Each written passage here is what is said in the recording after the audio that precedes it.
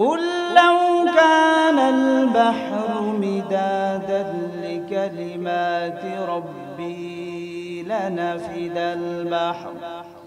لنفد البحر قبل أن تنفد كلمات ربي ولو جئنا بمثله مددا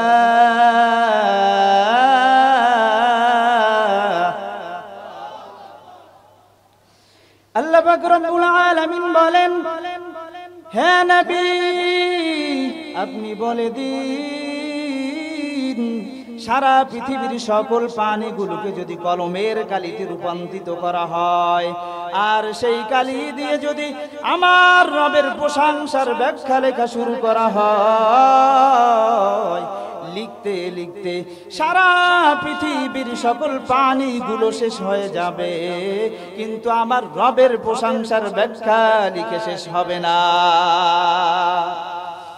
এটাই হলো আল্লাহ পাক রব্বুল আলামিনের কালাম, এটাই হলো আল্লাহ পাক রব্বুল আলামিনের বাণী।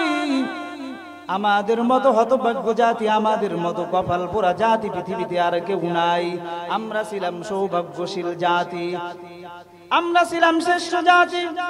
তাহলে হুজুর আমাদেরকে কেন কপাল পোড়া জাতি বললেন, কেন আমাদেরকে হতভাগা জাতি বললেন? এই জন্য আমরা হতভাগা জাতি, এই জন্য আমরা কপাল পোড়া জাতি।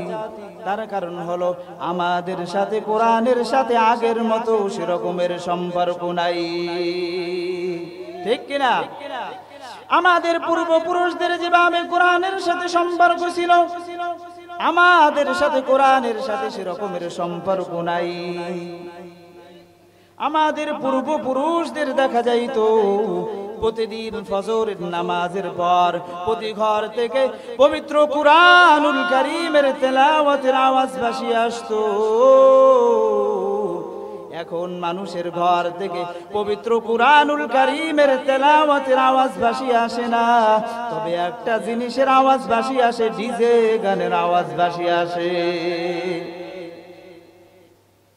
আমাদের পূর্বপুরুষদের দেখা যাইতো তাদের ইনকাম খুবই কম ছিল, এরপরও তাদের ঘরের মধ্যে শান্তি ছিল, রহমত ছিল, টাকা পয়সার মধ্যে বরকত ছিল, ঘরের মধ্যে কোনো অশান্তি ছিল না।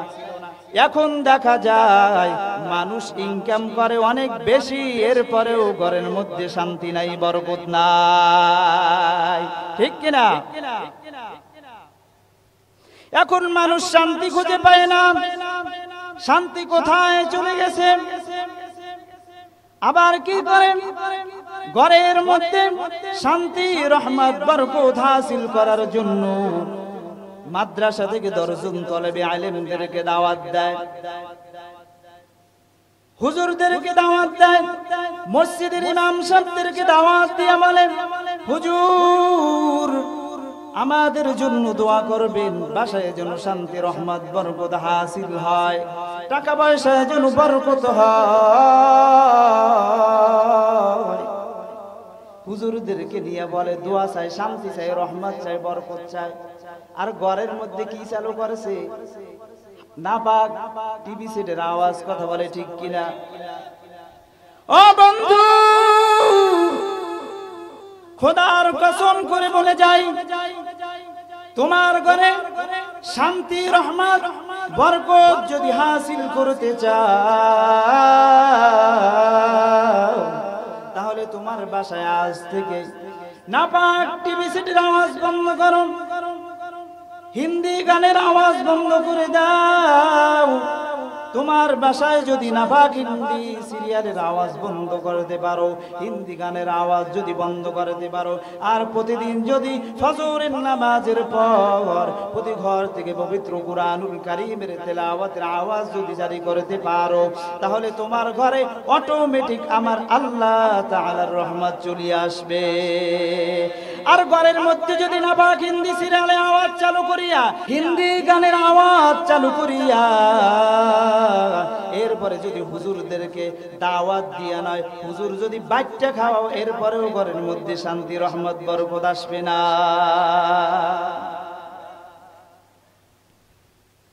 তাহলে বন্ধু, ঘরের মধ্যে শান্তি, রহমত, বরকত হাসিল করার মাধ্যম হলো কি? কথা বলে না, আল কোরআনের তেলাওয়াত। কি? আল কোরআনের তেলাওয়াত। খোদার কসম করে বলি, খোদার কসম করে বলি, আজ থেকে যদি আমরা প্রতিজ্ঞা করি যে ঘর থেকে নাবাক হিন্দি সিরিয়ালের আওয়াজ বন্ধ করব, গানের আওয়াজ বন্ধ করব, এবং প্রতিদিন ফজরের নামাজের পর যদি পবিত্র কুরআনুল কারীমের তেলাওয়াতের আওয়াজ যদি জারি করিয়া দিতে পারি, আবার আমাদের ঘরের মধ্যে শান্তি, রহমত, বরকত চলে আসবে ইনশাআল্লাহ। যে হুজুর, আমি তো পবিত্র কুরআনুল কারীম তেলাওয়াত করতে জানি না, তাহলে আমি কিভাবে প্রতিদিন ফজরের নামাজের পরে পবিত্র কুরআনুল কারীম তেলাওয়াত করব? তাদেরকে আমি বলতে চাই, আপনি নামাজ পড়ার জন্য সূরা ফাতিহা জানেন কি জানেন না? এরপরে সূরা ইখলাস জানেন কি জানেন না? সূরা ফালাক পারেন, সূরা ইখলাস পারেন, সূরাতুন নাসর পারেন। আপনি যেই সূরা পারেন ওই সূরাগুলো আপনি প্রতিদিন ফজরের নামাজের পর আপনি একটু পড়ার জন্য চেষ্টা করেন। এই চেষ্টাটার কারণে কি হবে? ও আল্লাহর বান্দা, নবীর উম্মত, আমার আল্লাহ তাআলার কালাম এমন একটি কালাম, যেই কালামের একটি হরফ পড়তে দেরি, কিন্তু তার আমল নামায় 10 নেকি দিতে দেরি নাই। বান্দা যদি কোরআন যদি পড়তে না পারে, বান্দা যদি আমার আল্লাহ তাআলার পবিত্র কুরআনুল কারীমটা হাতে নিয়ে যদি খুলিয়াও একটু কোরআনের হরফের দিকেও যদি তাকাইয়া থাকে, তাহলেও আমার রব তার আমল নামায় নেকি দিয়া দিবে।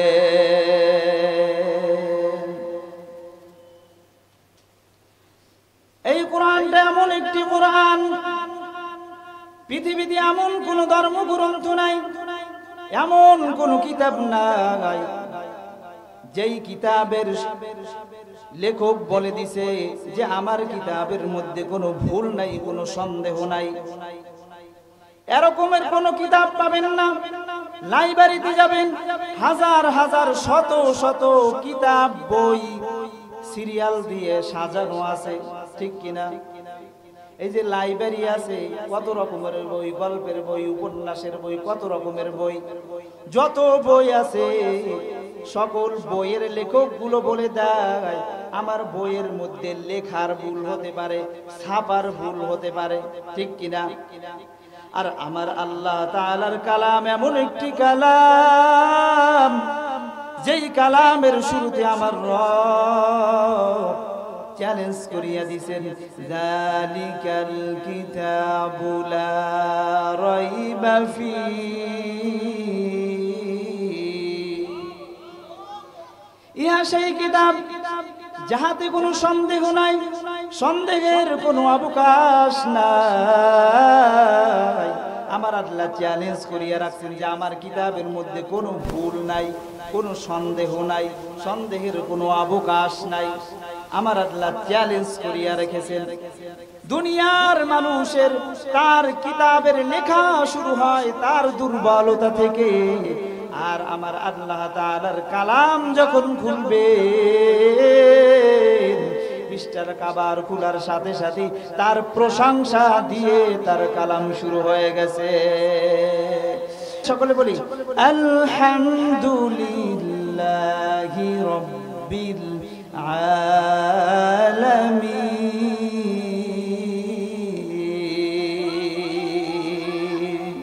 সমস্ত প্রশংসা কার?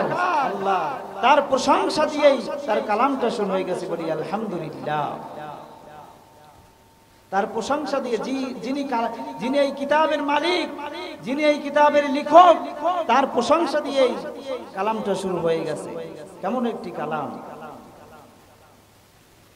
শুধু তাই নয়, আল্লাহ তাআলা পৃথিবীর সকল বেঈমান, নাস্তিক, মুনাফিকদেরকে স্পষ্ট ভাবে চ্যালেঞ্জ করিয়া রেখেছেন। কি চ্যালেঞ্জ করিয়া রেখেছেন? যে আমার কোরআনের মতো কোরআন বানানো লাগবে না। আমার কোরআনের মধ্যে তো 114টা সূরা আছে। কোরআনের মধ্যে কয়টা সূরা আছে? 114টা সূরা আছে।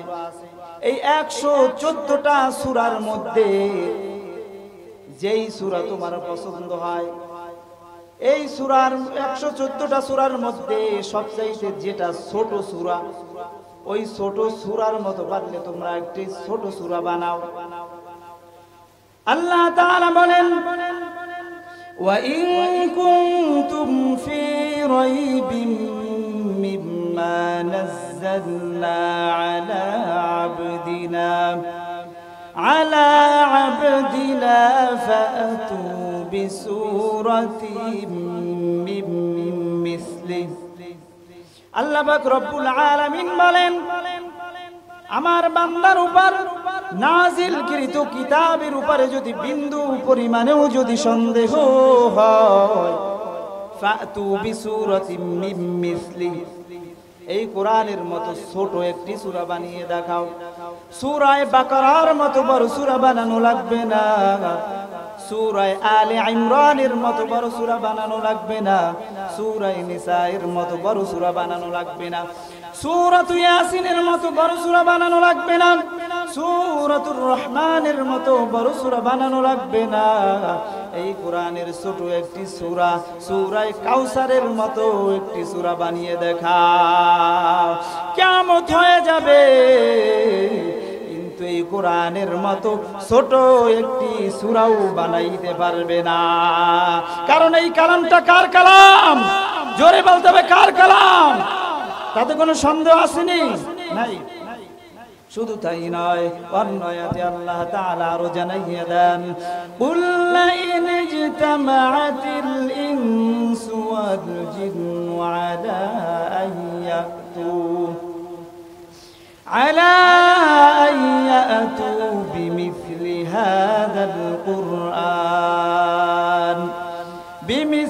হাযাল কুরআন লা ইয়াতুনা বিমিসলিহি ওয়ালাউ কানা বা'দুহুম লিবা'দিন যাহিরা।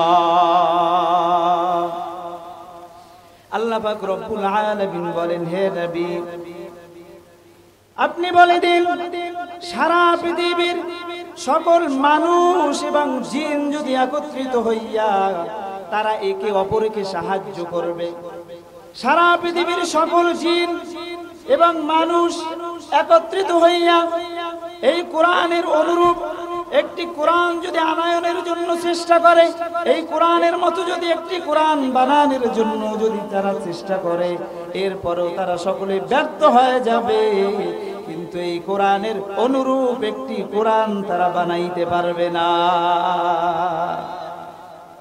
ও কোরআন, তোমাকে তো আল্লাহ পাঠাইছেন, কিন্তু তোমাকে সাথী হিসাবে তোমাকে সঙ্গে কেউ করে নিয়ে আসছে নাকি তুমি একা আসছো? কোরআন প্রশ্নের জবাব দে, নাযালা বিহির রূহুল আমিন। আমাকে হযরত জিবরাইল আলাইহি ওয়াসসালাতু ওয়াসসালাম নিয়ে আসছেন। জিবরাইল আলাইহিস সালামের অপর নাম কি? রূহুল আমিন। কি নাম? রূহুল আমিন। আমাকে হযরত জিবরাইল আলাইহি ওয়াসসালাতু ওয়াসসালাম নিয়ে আসছেন। এবার কোরআনের কাছে প্রশ্ন হলো, ও কোরআন, বুঝলাম তোমাকে জিবরাইল আলাইহি ওয়াসসালাতু ওয়াসসালাম নিয়ে আসছেন, এবার তোমার কাছে প্রশ্ন হলো, ও কোরআন, তুমি নাজিল হয়েছো কার উপরে? কার উপরে তুমি নাজিল হয়েছো? কোরআন প্রশ্নের জবাব দে, নুজ্জিল আলা মুহাম্মদ, আমি নাজিল হয়েছি জনাবে মুহাম্মাদুর রাসূলুল্লাহ সাল্লাল্লাহু আলাইহি ওয়াসাল্লামের উপর। এবার কোরআনের কাছে শেষ প্রশ্ন হলো, ও কোরআন, তোমাকে পাঠাইছেন আল্লাহ, নিয়ে আসছেন জিবরাইল, নাজিল হয়েছো জনাবে মুহাম্মদুর রাসূলুল্লাহ সকলে বলি সাল্লাল্লাহু আলাইহি ওয়াসাল্লামের উপর কেন তুমি নাজিল হয়েছো তোমার নাজিল হওয়ার কারণটা কি একটু জানতে চাই কোরআন প্রশ্নের জবাব দে হুদাল্লিল মুত্তাকিন আমি মুত্তাকিদেরকে পথ দেখাই দিতে আসছি মুত্তাকি কারা কাদেরকে মুত্তাকি বলা হয় তাদেরকে মুত্তাকি বলা হয় যাদের অন্তরে আমার আল্লাহ তাআলার ভয় রয়েছে ভয়টাকে বলা হয় তাকওয়া ভয়টাকে কি বলা হয় তাকওয়া আর যে ব্যক্তি ভয় করে তাকে বলা হয় মুত্তাকি আর এই মুত্তাকিদের জন্য আমার আল্লাহ তাআলা পথ প্রদর্শক হিসাবে পবিত্র কুরআনুল কারীম নাযিল করেছে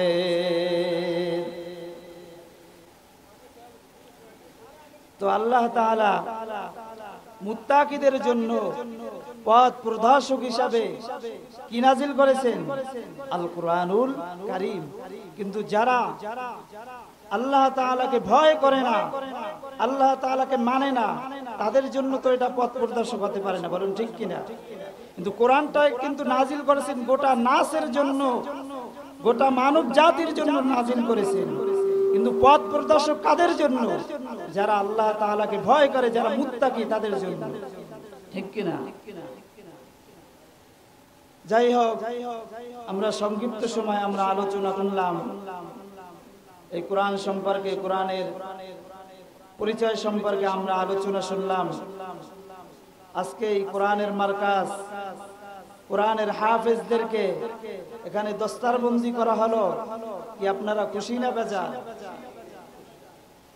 তো দেখা যায় যে মাদ্রাসার ছাত্র যারা রয়েছে তলেবে ইলম যারা রয়েছে তাদেরকে আমরা সমাজের মানুষ যারা রয়েছি সমাজে যারা আমরা রয়েছি কিছু কিছু মানুষ আছে যারা এই কোরআনের হাফেজদেরকে ছোট চোখে দেখে আসে না নাই বলে একটা ছেলেকে যখন মাদ্রাসায় দেয় তখন বলে যে ছেলেটাকে মাদ্রাসায় দিছো সে জীবনে কি করবে তার তো জীবন শেষ তার জীবনে কোনো মূল্য থাকবে না যে সে বড় হইয়া মানুষের বাড়িতে বাড়িতে গিয়া মিলাদ পড়বে দোয়া কালাম পড়বে হ্যাঁ এরপরে কি করবে কি করিয়ে খাইবে মসজিদে 2 টাকা বেতনের চাকরি করবে এরকমের কথা বলে কি বলে না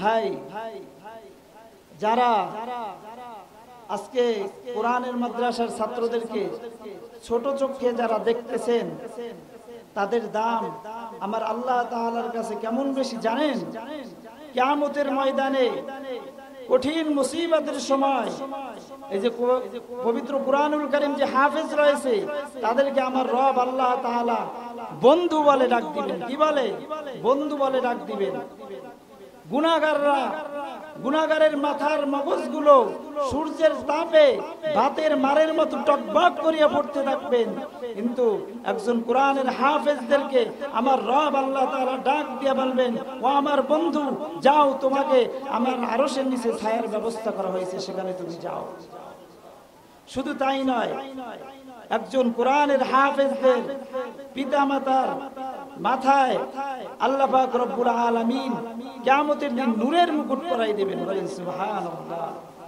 আল্লাহ ডাক দিয়ে বলবেন ও আমার ফেরেশতারা রে তাড়াতাড়ি করে যাও আমার যেই সকল বান্দারা তার নিজের কলিজার টুকরা নয়নের মণিকে নিজের আদর মায়া মোহাব্বত ত্যাগ করিয়া মাদ্রাসায় পড়াইছেন সেই সকল পিতামাতাদের মাথায় নূরের মুকুট পরাইয়া দাও তাদেরকে সম্মানিত করো এবং কোরআনের হাফেজদেরকে আল্লাহ তাআলা ডাক দিয়ে বলবেন ও বন্ধু তোমাকে আমি আদেশ করলাম আজ এই কিয়ামতের দিন তোমাদের পরিবারস্থ থেকে 10 জন ব্যক্তিকে তুমি সুপারিশ করিয়া জান্নাতে নিয়ে নাও বলেন সুবহানাল্লাহ এমন 10 জন ব্যক্তি যাদের উপরে জাহান্নামের আগুন ওয়াজিব হয়ে গেছিল এমন 10 জন ব্যক্তিকে একজন কোরআনের হাফেজ সুপারিশ করিয়া জান্নাতে নিয়ে যাইবে তাহলে বলেন একজন কোরআনের হাফেজদের দাম আছে না নাই তাহলে যারা এই সম্মানিত ব্যক্তি, এই ফজিলাতপূর্ণ ব্যক্তিকে যারা টেরা চোখে দেখে, তাদের অবস্থা কি হবে বলেন? কি হবে? তাদের অবস্থা কেমন হবে? আল্লাহ তাআলার জাহান্নামে তাদের স্থান হবে। এই জন্য আমাদের সন্তান যাদেরকে মাদ্রাসায় দিয়েছি তো আলহামদুলিল্লাহ, মুরব্বীরা যাদের সন্তানদেরকে কোরআনের হাফেজ বানাইতে পারে নাই, আপনার নাতি আছে, আপনার নাতিকে আপনি মাদ্রাসায় পড়াইয়া দেন। আপনার নাতি যদি কোরআনের হাফেজ হইতে পারে, খাঁটি হাফেজ হয়ে যদি জান্নাতি হয়, মনে রাখবেন আপনাকে সে সুপারিশ করে কিয়ামতের দিন জান্নাতে নিয়ে যাইবে। এই জন্য আমাদের সন্তান নাতি নাতকুদেরকে মাদ্রাসায় ভর্তি করানো দরকার আছে না নাই? অবশ্যই আছে। এই জন্য আমরা আমাদের নাতি, আমাদের ছেলে সন্তান সকলকে দাওয়াত দিয়া আমরা মাদ্রাসায় ভর্তি করাই কোরআনের হাফেজ বানাবো। সকলে ওয়াদা করতে পারি তো ইনশাআল্লাহ? আজকে এখানে কোরআনের মার্কাজ, এখানে একজন ছেলেকে একেবারে কায়দা থেকে শুরু করে, এই যে নাজেরা কায়দা থেকে শুরু করে একেবারে হেফজ পর্যন্ত হাফিজি করার সম্পূর্ণ এখানে ব্যবস্থা আছে। শুধু তাই নয়, হাফিজি শেষ করার পরে এখানে শোনানোর ব্যবস্থা আছে। অতএব যাদের ছেলে সন্তান আছে এখানে মাদ্রাসায় ভর্তি করাতে পারেন। এখানের পরিবেশ সবকিছু আপনারা দেখবেন, শুনবেন, জানবেন, এরপরে আপনার সন্তানদেরকে এখানে ভর্তি করাবেন।